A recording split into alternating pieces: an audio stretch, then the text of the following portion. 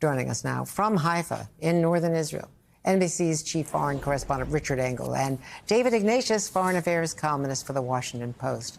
So, Richard, first to you. Israel warning Lebanese civilians to evacuate villages where Hezbollah is storing weapons. These airstrikes, they're not stopping, both directions. It doesn't seem that way. It seems like the train toward war has left the station. And when you see what's happening in northern Israel, I was at a hospital earlier today, and for the first time since the hospital was built, a fortified hospital was conceived of during the last Israel-Lebanon war in 2006. So the first time ever since then, they're moving all of the patients down below, every single one, into a fortified underground structure. They've declared Israel's declared all of northern Israel a no-fly zone. Many people have evacuated the area. They have told, Israeli officials have said and told the Lebanese public that the airstrikes will not stop. Israel has already said what its war aims are. Israel says that it wants to make it so that Israeli citizens can return to northern Israel. Areas like where I am right now, many of them have left because of persistent Hezbollah rocket fire. They want Hezbollah's military capabilities to be diminished, and they want to see Hezbollah pushed back from the Israeli border. Generally, that's considered north of the Litani River. These are very broad aims to try and get Hezbollah to leave southern Lebanon, to stop Hezbollah rocket fire. These are warlike objectives. So far, negotiations have not achieved those objectives. So Israel says, and Israeli officials have been saying this all day, that they have no other choice but to pursue this war, that it has begun, and that it is going to keep going, at least an air war, until those three objectives are met. So, David Ignatius, what is Israel's strategy here? Because by going after Hezbollah, some skeptics are saying that they're risking a war possibly on three fronts: in Gaza, in Lebanon to the north, even in the West Bank, which has become increasingly violent. So, Andrea, on one level, Israel is very straightforward. It wants its citizens to be able to move back into the towns and villages in the north that have been depopulated since Hezbollah began firing rockets on those areas October 8, right after the Hamas attack from Gaza. I think the problem the Israelis are facing, as I said in other contexts, is that once you start trying to dismantle a hornet's nest, it's hard to stop. You know, you keep getting stung. It's just a very, very difficult process to do a little bit.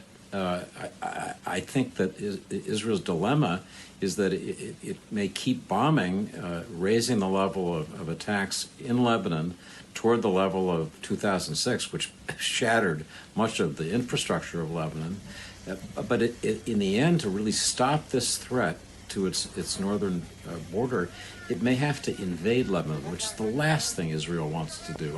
I was in Lebanon in 1982 when Israeli troops invaded, and I think most Israeli analysts would agree it was really a setback for Israel's security in the long run. But it's interesting that Hassan Nasrallah, the head of Hezbollah, today was taunting Israel to invade. Go ahead, invade, because he knows that in many ways that would be a trap. And, of course, the question is, what is Iran going to do? The Iranian president said today to a group of us sitting with him off camera, but on the record, that a wider war doesn't help anyone, that even they lose from a wider war, that they don't want a wider war. But he kept referring to the fact that Israel did assassinate, the Hamas leader in the Iranian capital at his inauguration. So the provocations, as they see it, are all there. So, Richard Engel, the Pentagon saying today this is new. A small number of additional U.S. military personnel are being sent to augment our forces already in the Middle East. Is the table set for a wider war? I think we're already in a wider war, and we have already been in a wider war for a year. There have been attempts to contain it. For the last year, Israel has been fighting against Hamas in Gaza, and that war has been devastating. And most of the Gaza Strip, I was just in Gaza with the Israeli military a couple of weeks ago. Most of Gaza is now obliterated and is uninhabitable. I was in Rafah. There's really nothing left. And so the amount of resistance that Israeli troops are facing is also less. So now they are focusing on the north, and the stated goal is quite obvious. They want to be able to return Israeli citizens to this part of the country. But as David was saying, once you start a war, and once you start exchanging fire with a group like Hezbollah, where does it end? Iran has already warned of, quote, dangerous consequences for what it called Israel's adventurism into Lebanon. If Israel does invade Lebanon, it would be fighting a ground war on two fronts, one in Gaza, which is now Israeli troops are just combing through rubble, trying to find tunnels, looking for the last potential surviving hostages there, and then moving into Lebanon, a very difficult terrain. In 2006, Israel struggled in Lebanon, and it didn't have another campaign that it was dealing with. Plus, as you mentioned, the West Bank, where there is a very large and growing problem with the Palestinians who are increasingly leaning toward Hamas, who feel that the settlers in that part of the country are taking advantage of this situation to steal Palestinian land.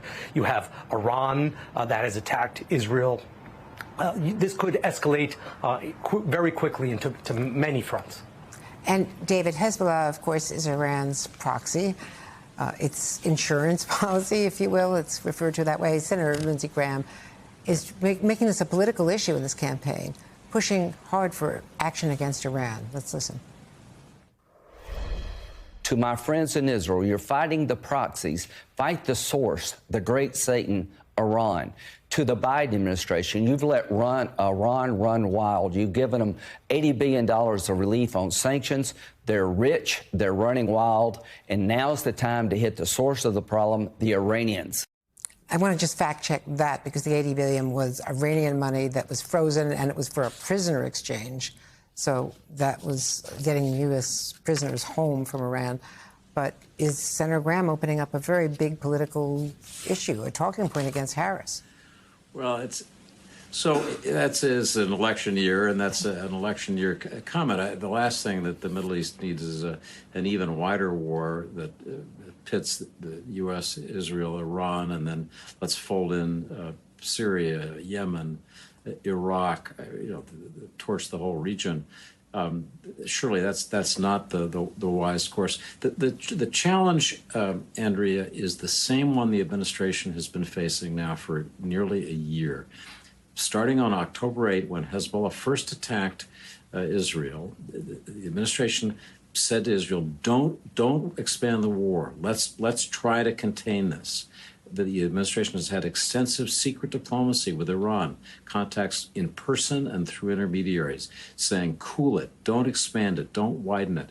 And the problem is we end up here today with, as Richard said, a wider war. It's happening.